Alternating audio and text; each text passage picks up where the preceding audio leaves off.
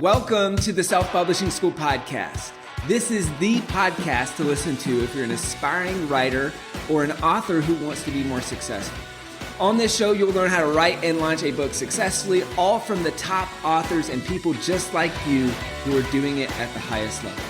I'm your host, Chandler Bolt, the founder of Self-Publishing School, the author of the book called Published, and the CEO of selfpublishing.com. For free training on how to publish a book that sells 10,000 copies, go to selfpublishing.com/free training. Hey, Chandler Bolt here, and joining me today is Dr. Robert Rohm. He's a popular keynote speaker. He's the author of multiple books, including his book called Positive Personality Profiles. He's a DISC expert and has certified over 1,000 people, probably a lot more than that at this point, through his DISC certification. He's spoken all over the place. Maybe you've seen him speak in person. And this is a fun fact I dug up. Has a PBS special, the model of human behavior, which is pretty cool. He's also the owner of a company called Personality Insights. So today on this interview, we're going to be talking about the DISC assessment and how you can use that in writing and publishing a book successfully. Now, you may remember from way back when where we brought Ian Crone on to talk about the Enneagram. So I know some people watching Enneagram, you love it. If that's you, check out that episode. That was episode 156. Today, we're not going to be talking about that. We're going to be talking about the DISC, which is another assessment that I love. And we brought on the best of the best to come teach it to us. And we're going to talk about how do you use it to write and publish a book successfully, like I mentioned. So first off, Dr. Rohm, welcome. Great to have you here. Thank you, Chandler. Appreciate the opportunity to be here today with you and your outstanding audience. Well, guys, we've got there's going to be some slides and some visuals. So make sure if you're not, pull this up on the YouTube channel, you'll still be able to listen to this and get the gist of it. But if you want the visuals, join us on the YouTube channel. I want to open up with this. What is the DISC assessment for people who don't know, and why are you so passionate about it? That's great. Thank you, Chandler. Well, the reason is because it's simple enough to understand and practical enough to apply. I promise anyone who's listening today or watching, in just a few minutes, their whole life will be transformed by actually understanding the DISC model of human behavior. It's a wellness model. The reason I like it in a nutshell, it doesn't tell you what's wrong with you. It tells you what's right with you. I've graduated from 5 different colleges. I have a PhD. I tell people that stands for piled higher and deeper. I've learned more and more about less and less till I finally learned everything about nothing. The truth of the matter is, most education is not very practical or usable. The number one complaint with college graduates is they graduated with a degree that they're not using. I like to use things that are practical, applicable, duplicatable, and usable. And so in just a few minutes, someone is going to understand 2 things. Number 1, how they themselves are wired. And number 2, how to read other people quickly. Now, let me just say this at the very outset. This is not about analyzing people or categorizing people or pigeonholing people or putting people in a box or labeling people. It's about understanding people. I use a simple illustration, Chandler. If you and I were talking, and I let's say I speak fluent English and fluent Spanish, and I walk up to you and I see you somewhere and I say, "Hey, how you doing today?" And you looked at me and said, "No habla inglés." And I said, "Oh, lo siento mucho, ¿qué pasa?" And I switched my language to speak your language because I read the circumstances. I read the situation. You don't speak English. You speak Spanish. So I have to, here's the punchline, I have to learn how to adjust myself to connect with you. We all make the big mistake of trying to fix other people. So far, I haven't found that to work, but I can fix me. And if I understand myself and I understand you, doesn't it stand to reason that we can have a better relationship at work, home, school, or play? So It's a simple model. I like things I can understand. I like things that are duplicatable. I've done this on 6 continents. I've been everywhere except Antarctica, so I don't know if it works with penguins, but I do know it works on the other 6 continents. So I'm looking forward to sharing this with your audience today. Oh man, I'm so excited. Well, I want to break this into a couple parts and specifically using disc for writing and then separating it out for marketing. But I figured maybe at first, and I know you've got a couple frames here that you can kind of walk us through the model. Maybe it's helpful to just give a base layer of overview of what it is, so that especially for those that don't know what it is, they can understand it, and for those that do, maybe they have a deeper understanding, so that we can then start to customize this for writing and marketing a book. Oh, that's great. Yeah, you're exactly right. You need to have a standard. You need to have a baseline where to start. So I'm going to show have 3 frames for people today if they're watching. If you're listening, I want you to visualize a circle. It's very simple. Just visualize a circle. If you're watching, you see the circle. We've separated the top half of the circle from the bottom half of the circle. The top half represents people who are more outgoing. Hurry up, let's go. I got things to do, place to go, people to see, move. Let's get with the program, man. Then the bottom half of the circle are those who are more reserved. Take your time. Calm down. You're going to have a heart attack. Take a deep breath. So this is where it starts. Listen carefully. All human interaction starts right here. And here's how I can prove it. Have you ever been in a situation and you felt like that someone was just dragging something out forever? And inside of you, you said, excuse me, could we pick up the pace a little bit here? Could we go a little bit faster? Could we get this finished? However, sometimes you're in a situation where somebody's talking so fast and moving so quickly, you say, excuse me, can we slow down just a little bit? I feel like I'm getting lost. This is where we either connect or disconnect with another person. And this is easy to read. Like if I spend a little time with you, I can find out, are you more outgoing? Do you like, hurry up, let's go, get with the program.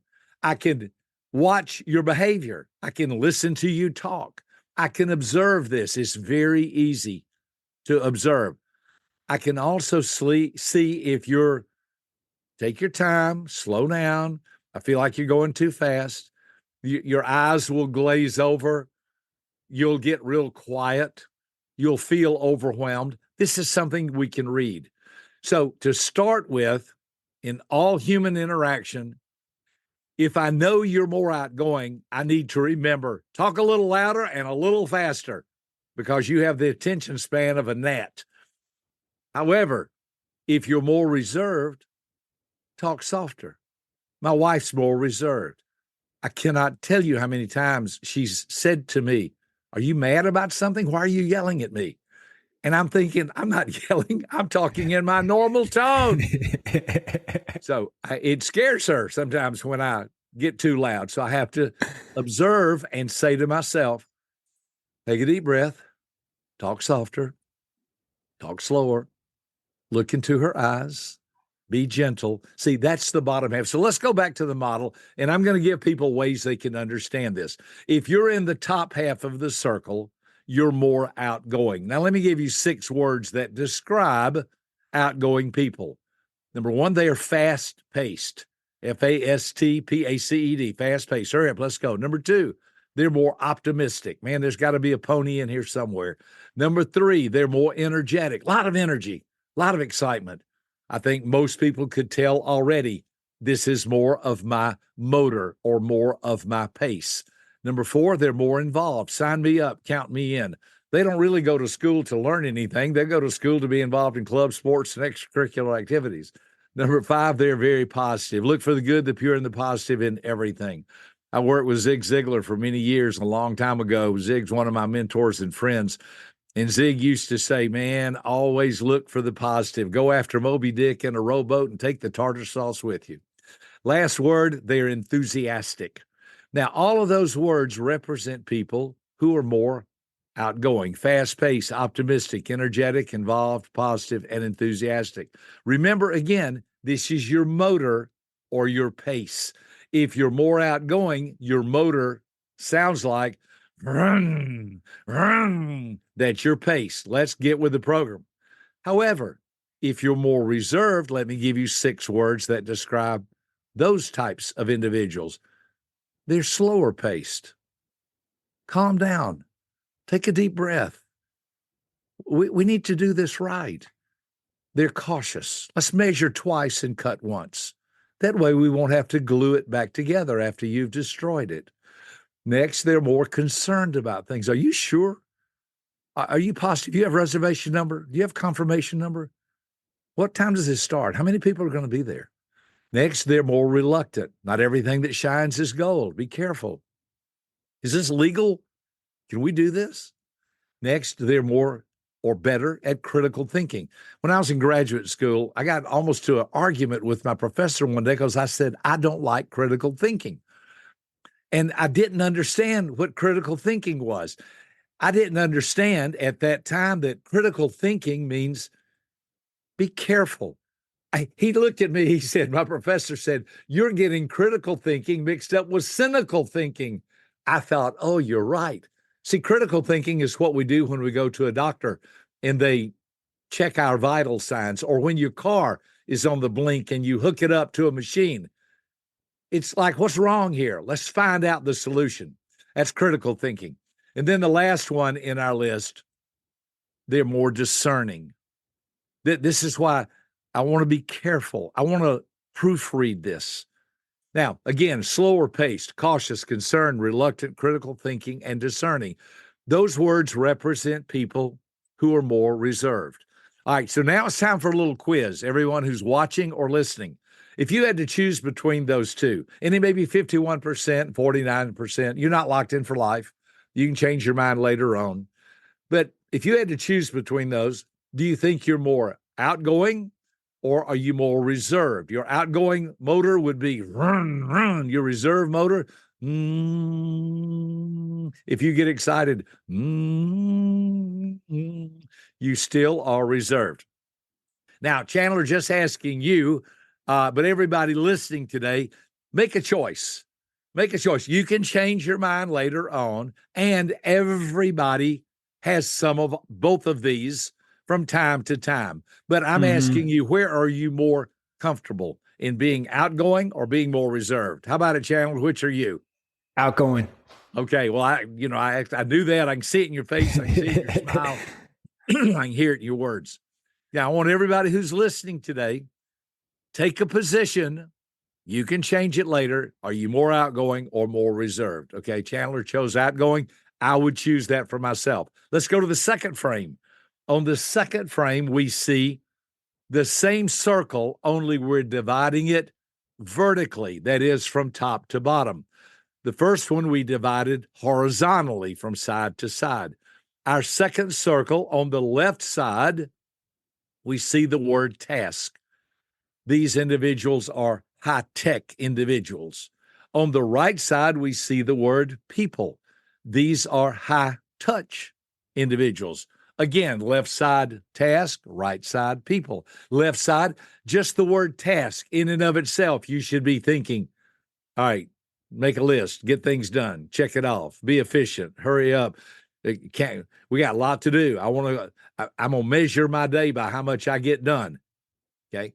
Right side is more people-oriented. Be kind. Be nice. Don't be rude. Don't be a jerk. As a matter of fact, I go so far, I call this your priority. The left side, their priority, let's get things done. The right side, their priority, be a nice person. Both are important, but both are very different. I was talking to a mom the other day. I was doing a training in Canada. She said, oh my gosh. She said, my son is so task oriented. She said he was home from college for Christmas. She said, I looked at him and said, Joel, I really love you. She said, he looked at me and said, noted. Noted. Like, okay, I understand that. It's noted. She said, I was expecting him to say, I love you too, Mom. She said, but I understand he's task oriented. So to him, my love was a task, and it was noted on his list. All right, let's go back and focus on these a little closer. On the left side, I'm going to give you 6 words that describe what a task-oriented person is like at their core. Remember, these are your top priorities. Number 1, fill out the form. Let's have some form and information here. Number 2, function. I like to see things function. I like to go to a function. I like to be part of a function. Number 3, programs. I like a written program. Where are we in the program? Get with the program, man. Number 4, plans. Plan your work your plan. Make a list, number it, check it off, be efficient. Number 5, they like projects. I like results. I like to see things done. I want to get it started, get it done, look at it, and move on to the next project. And the last thing is the process. I mean, process like the chain of command. How does this work? I want to have a well-oiled, well-defined, smooth-running machine. I like a process. Those people who are on the left side, don't miss this, they're primarily thinking oriented. They think a lot about form, function, programs, plans, projects, and the process. On the right side, we have those who are people oriented. They are more into feelings. Let's look at them. Number 1, relationships. I like to have a relationship with you. Let's get along with each other. Number 2, caring. Number 3, sharing. Let's go to lunch together. I can care for you. You can share with me. We can build a relationship. I mean, it makes a diabetic sick to be around this. It is just so nice. Number 4, emotions. I mean, they cry at the grand opening of a Walmart. These people just want everyone to get along with each other. Here's the word. In a nutshell, feelings. You will hear people say, well, they hurt my feelings. That's the right side. I don't think anybody on this call has ever heard someone say, well, they hurt my thinking. People don't say that. People say you hurt my feelings. That's because we are all feeling-oriented creatures. This is the right side. And then number 6, friendships. So again, on the right side, high touch, relationships, caring, sharing, emotions, feelings, and friendships. Now remember, left side's thinking, right side's feeling. Both are important. So Chandler, if I ask you to choose between one of those, it may be 51%, 49%. You're not locked in for life. And you do have some of both of those. But if you had to choose just for our time together, which would you say you are the most? Oh, it's a tough one. But I think I go to the left side. You said thinking, right? Yep. Yeah, I'd say thinking. Good. All right, now this is great because this will help us on our call. You're outgoing and task-oriented. Okay, yes, I'm outgoing and people-oriented. We're both outgoing, but we change a little bit, ever so slightly, when it comes to, remember the word, priority. It's our priority. This is the main thing. See, for you, the main thing at the end of the day, if we got everything done, but there might be a few people who maybe got their feelings hurt or feel left out, you would think, hey, we got the job done. I would think, well, I'm glad we got the job done, but I'm concerned about these people and what's going on with them. I need to talk to them. I don't want to lose them. Now, again, one's not right or wrong, one's not good or bad. And this is like learning really to drive a car because you have to navigate through traffic, through bad weather, through stop signs, red lights, green lights. So you are after get it done, make it happen, play to win. I'm get it done, be nice, and help other people along the way. Now, let's put those 2 circles together, and everyone who's listening today can be doing that or watching. We've got 2 circles, outgoing, reserved. That's the top half and the bottom half. Then the second circle, left side task, right side people. The first one, as we mentioned, was our motor or our pace. The second one is our priority or our compass. A compass helps us find the right direction. Here's our third one. On our third frame, we've put the 2 circles together. If you're watching, you see we have now added the two circles. We've overlaid them, which gives us 4 quadrants. Follow along. Listen carefully. If you're outgoing, you're in the top half. If you're reserved, you're in the bottom half. If you're task-oriented, you're on the left. If you're people-oriented, you're on the right. Then we've added the 4 letters D, I, S, C in clockwise order. So if you're listening, D is in the upper left, I is in the upper right, S is in the lower right, clockwise order, and C is in the lower left. So it goes D, I, S, C in clockwise order from 10 o'clock to 2 o'clock to 4 o'clock to 8 o'clock. D-I-S-C. Then if you're watching or listening, let me give you, this is why it's called the DISC model. If you're outgoing and task-oriented, here are your D words: dominant, direct, demanding, decisive, determined, doer. If you'll notice, all those words begin with the letter D. And that's the way to remember it. Now, if for the sake of time and the sake of learning, just remember the first word, dominant. Be a leader, be a follower, get out of my way. I got things to do, place to go, people to see, move, hurry up. That's the dominant style. In clockwise order, outgoing and people-oriented. That's the I type. What does I stand for? Inspiring, influencing, impressionable, interactive, impressive, and interested in people. That's the I-type personality. I was the master of ceremonies at my 5-year-old kindergarten. That was a long time ago. I've been speaking as long as I could talk. In the bottom right hand, we're in clockwise order. This is the S-type, reserved. Now we've moved away from outgoing, now reserved. The S-type is reserved and people-oriented. What does S stand for? Supportive, stable, steady, sweet or kind, status quo or shy. The I and the S, notice carefully, the I and the S are both on the right side. Hear me well. I types and S types both like people, but they go about it differently. An I type is outgoing and people oriented. When they walk in a room, they'll walk up to everybody and talk to everybody. An S type is reserved. Hey, Chandler Bolt here. I hope you're loving this episode so far. It's time to go from inspiration to implementation. All right, so if you've learned something, we want to help you implement what you've learned with your book. So what I want you to do right now is go to selfpublishing.com/schedule, book a publishing consultation with one of the experts on my team.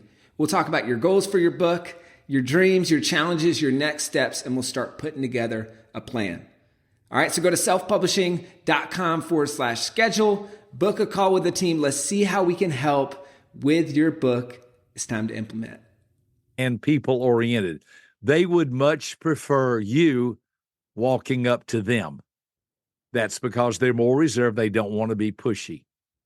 The S type and the I type are both people oriented. Let's complete the circle. The bottom left hand is the C type.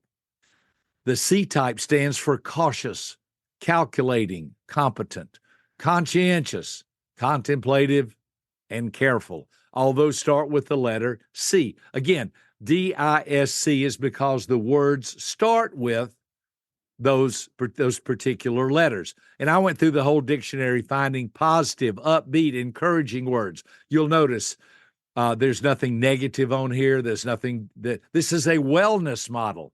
I don't want to know what's wrong with you. I want to know what's right with you. The C type's cautious. That's why they go into fields like medicine or law or aviation or science. School was primarily designed for the C-type personality. School was not designed for D's and I's. Now, they can do it. They like sports and business and entrepreneurship and a whole lot of other things. C's and S's do much better in school. Most D's and I's have been inappropriately labeled ADD, ADHD, some kind of learning disability. Actually, they're really, really smart people. They just have a hard time being put in a straitjacket of sit in your seat, don't talk, raise your hand, and listen. They don't do well with any of those things. They do a whole lot better with let's see, life is unstructured. D's and I's do better in unstructured environments. S's and C's do better in structured environments. So let's go back again. 4 words I want everyone to see if they can memorize. D's are dominant. It's just our first word. I's are inspiring. S's are supportive. And C's are cautious. I'll give you a little way to remember this, a little trick. D's like to get things done. That's the little way we'll lean forward. This will be your word, Chandler. D's like to get things done. Then I's like to hold my hands up and wiggle them. I's like to have some fun. S's, I put my hands together, want you to be nice. And C's want you to be precise. So again, just a little ways to remember. D's like to get things done. I's like to have some fun. S's want you to be nice. C's want you to be precise. D's are dominant. I's are inspiring. S's are supportive. And C's are cautious. Now, that's the model. Now, we let everyone who's listening today make a choice. This is the most important thing I've said on the whole podcast interview. Everybody has some of all 4 of these to a greater or lesser degree. When you take an actual profile assessment, you can find out exactly what you are. Like I'm an IDSC. That's the way I flow. I's first, D's second, S is third, and C is last. We train people how to understand yourself. We train people in professions that you're best suited for. We train couples how to be married happily. I got the best marriage of anybody I know. My wife and I are crazy about each other. It's because we understand each other. In business, fortunes are lost because people don't get along with each other. How do you parent? I coach parents on how to raise their kids. Can you imagine a high C parent, cautious, calculating, concerned, trying to raise a high I child? And they don't know what's going on. They think something's wrong with my child. They can't focus.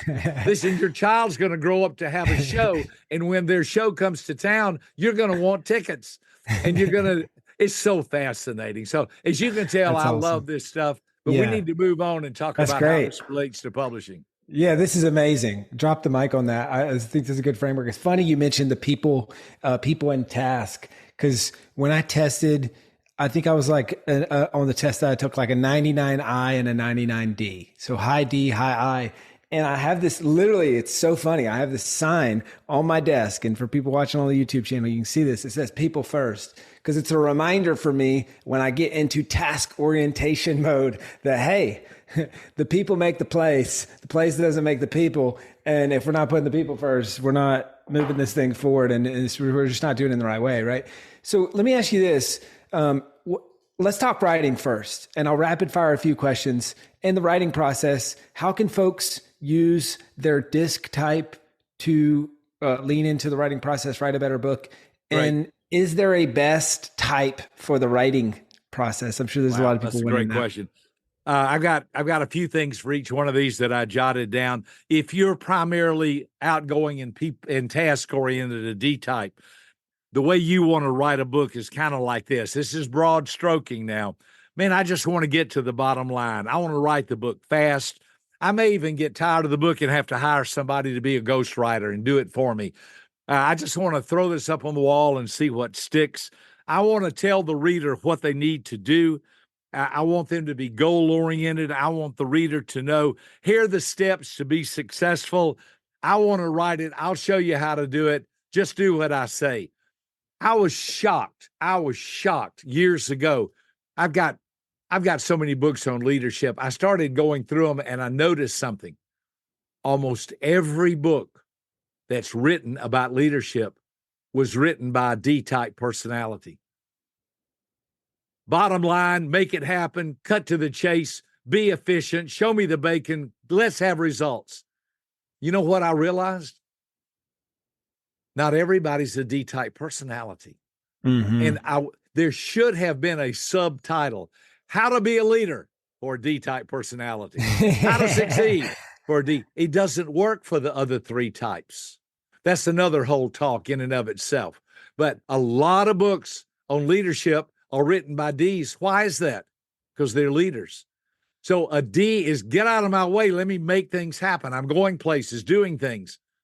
That would be the big idea. So a D is going to get the job done one way or the other. The I type, boy, this is going to be a challenge for you because you got a million ideas and it's hard to harness all of them.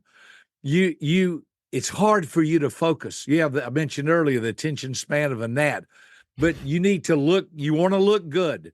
My friend Deion Sanders and I were talking. He told me one night, he said, people always want to get dirty in a football game. This is back when he was playing for the Atlanta Braves. He played both baseball and football, if you'll recall.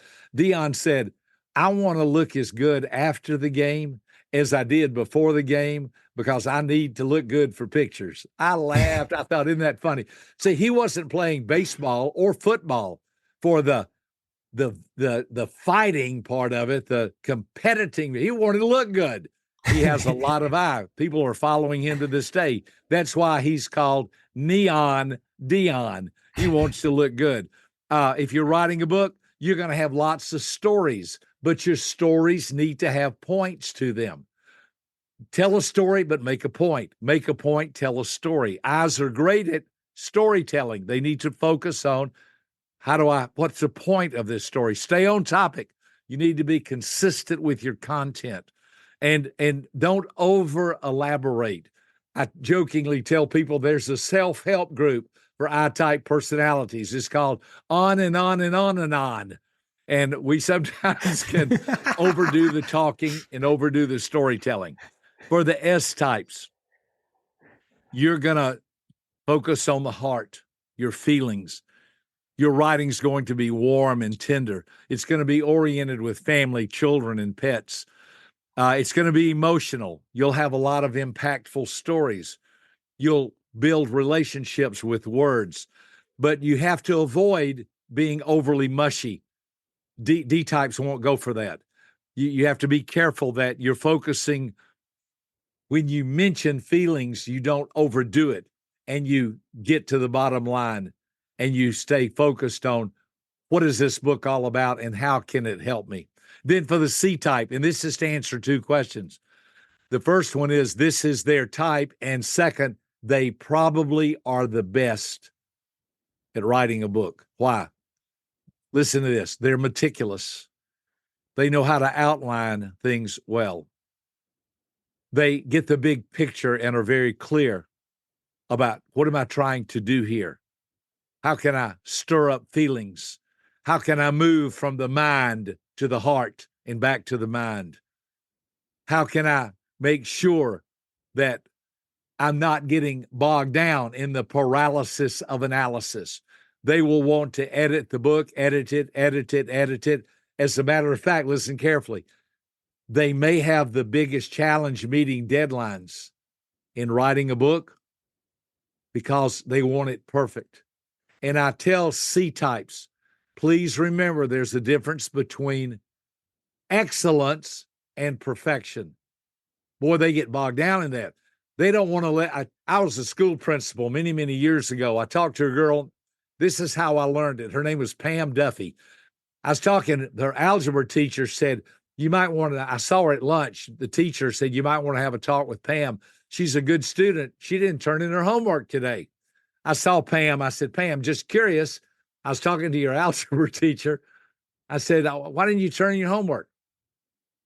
She said, I'll never forget this. She said, well, there were 10 problems and I couldn't get the last one. I could only get the first 9.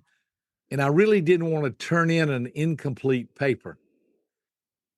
Chandler, I had to work to keep my face straight because I was thinking, man, if I did 1, I'd turn it in and think you ought to give me some extra credit or something.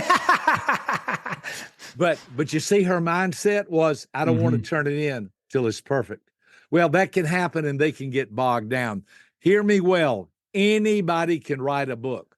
I've written over 20 books and I know how to do it because I have an outline. I have a pattern. I understand the 3 steps in writing a book. Get the title, get the back cover experience, get the chapter titles. I know how to help somebody do that. And we're going to let you and I are going to work together on helping people do this even better. But all four can write a book. I would say C's can do it the best. D's probably would get after it.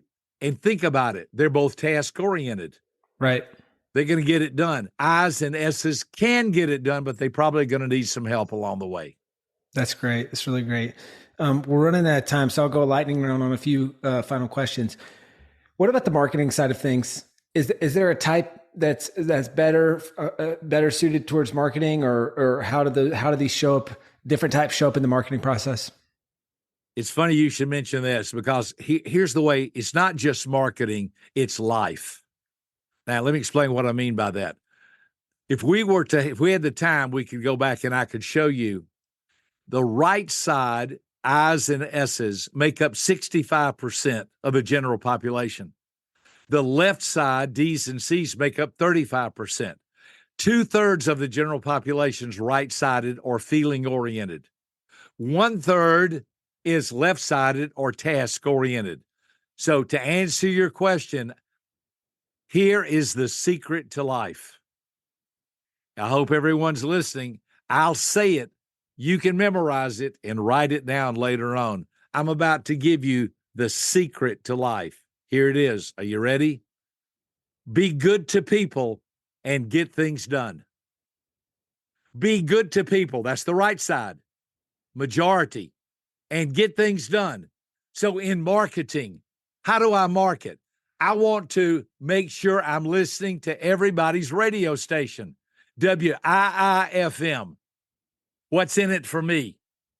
That's what everybody, how can I help you? How can I be a blessing to you? How can I encourage you?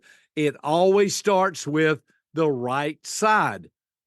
That's why we start our emails with Happy Thursday, Happy Saturday, Happy Tuesday. Hope you're having a great day. That's the way to start an email. If I were writing you an email, Dear Chandler, Happy Thursday. Hope you're having a great day. That's the right side. Be good to people. Show I have a heart. Show I care.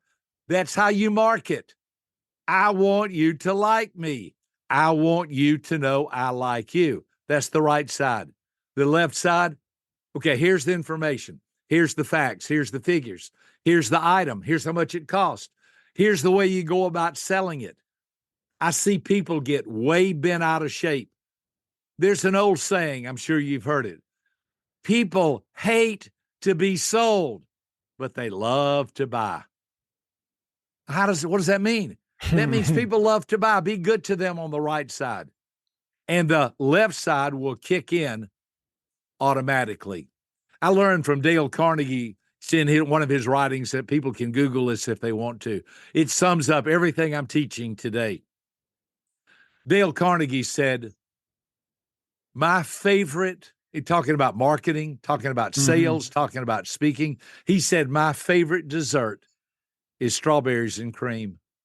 He said, I love strawberries and cream. He said, it just hits my mouth right. Nothing better for dessert than strawberries and cream. He said, but when I go fishing, I don't use strawberries and cream because I know fish don't like it. I use crickets and worms. I use worms and crickets because I know that's what they like. And he said, in marketing, in sales, and in life, what you like may not be what someone else likes. Learn what they like, and you'll do better in marketing and sales. Here's the way I teach. Here's the way I train. Be good to people, and then find out what it is they need and get things done. That's the secret. That's how it works. Love it. That's awesome. Well, last question. We got a question from a listener here. Simon says, what's the most common misconceptions beginners have about the DISC assessment, and how do your books and talks address this? Yeah. The biggest misconception is, oh, you're just trying to label people. You're a D, you're an I, you're an S, you're a C. And listen, you've got to learn to ride a tricycle before you can ride a bicycle. And you have to learn to ride a bicycle before you can ride a motorcycle. And you have to learn how to ride a motorcycle before you can fly a jet. In other words, it's progressive. It hurts my heart to see that some people could use DISC as a weapon. Oh, I'm married to a D. You know what they're like. Oh, I'm married to an I. They don't care about anybody themselves. Oh, I'm married to an S. They just don't ever. They're so wishy-washy, never get things. I'm married to a C. They're such a nerd. They just have so many questions. Listen, all of those things can be true. They can be true, but that's not what we focus on. What we focus on, remember, DISC is a wellness model. We do not use it as a weapon.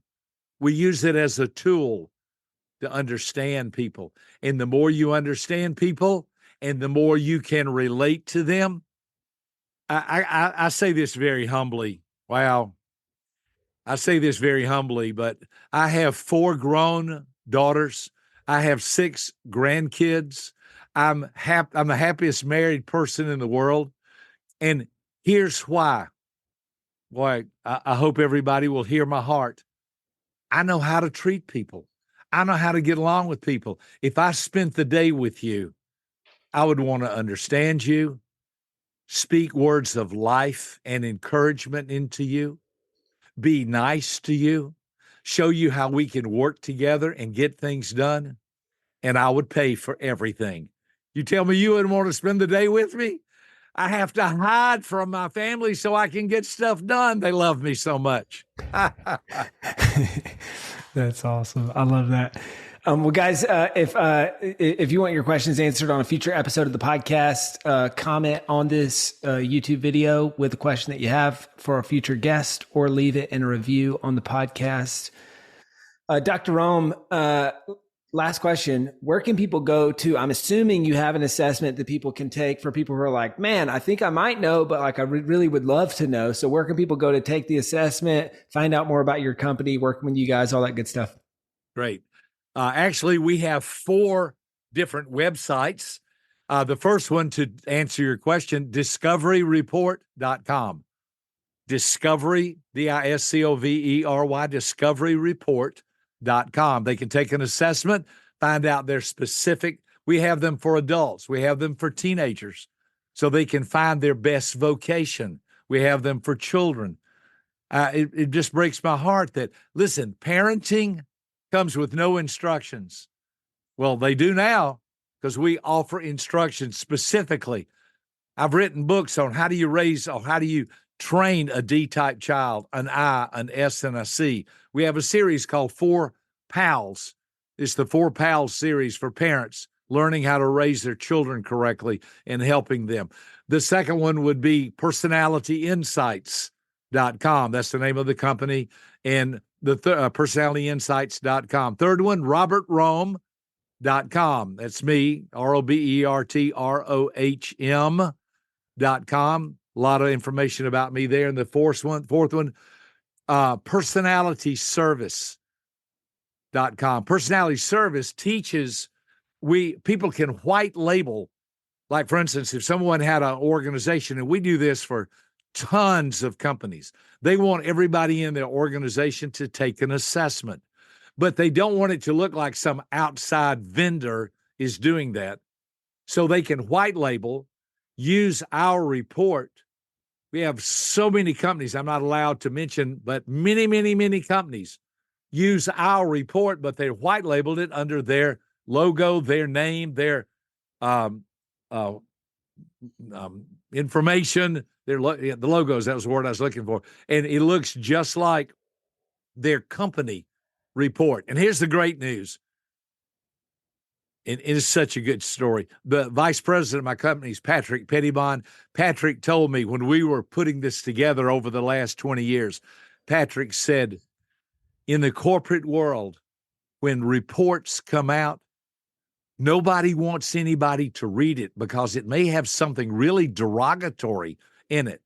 All of our reports are so good that if you got your report, you would say, I want everybody in the office to read this. In other words, it doesn't tell you what's wrong with you.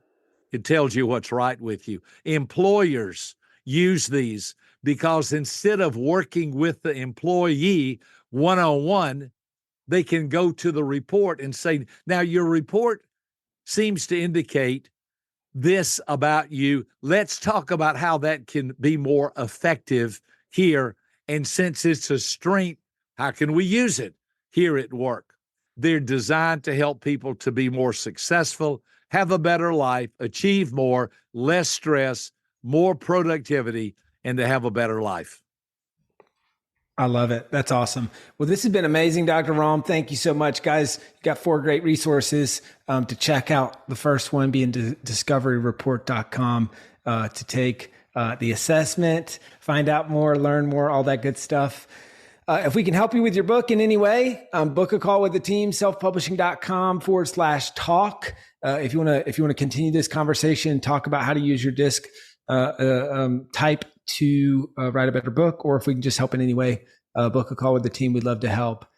Dr. Rohm, this is fun, man. This is so fun. You're a wealth of knowledge and stories and humor and just depth on this subject. So thank you so much for being here.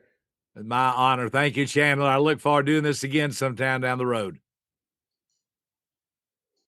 Thank you so much for watching or listening to this episode of the Self-Publishing School podcast. I know there's so many places that you can be spending your time. There's other podcasts that you could be listening to, YouTube channels that you could be watching. So thank you so much. It means the world. Now, I want you to do 3 things right now if you found this episode helpful. All right, number 1, I don't know if you know this, but we've got a YouTube channel. It's a companion channel to this podcast. All the video versions of the episode are on the YouTube channel. So number 1, subscribe to the YouTube channel.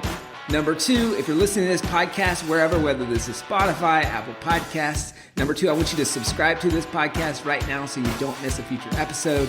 And then number 3, this is probably the most important, leave a review on the podcast. All right, reviews are super important and help the podcast get discovered by other people. So number 3, leave a review on the podcast. Thank you so much. I'll see you in the next episode. If you're on the fence about scheduling a publishing consultation call with my team, maybe you're not quite ready for that, I've got some free training that I think will be really helpful for you. All right, all you have to do is go to register to sign up. Go to selfpublishing.com/free training. When you do, you're also going to get a free digital copy of my new book published. And on that training, you're going to learn the next steps of how to implement with your book. So how to write, how to publish, how to launch successfully. So go to register right now at selfpublishing.com/free training. I'll see you there.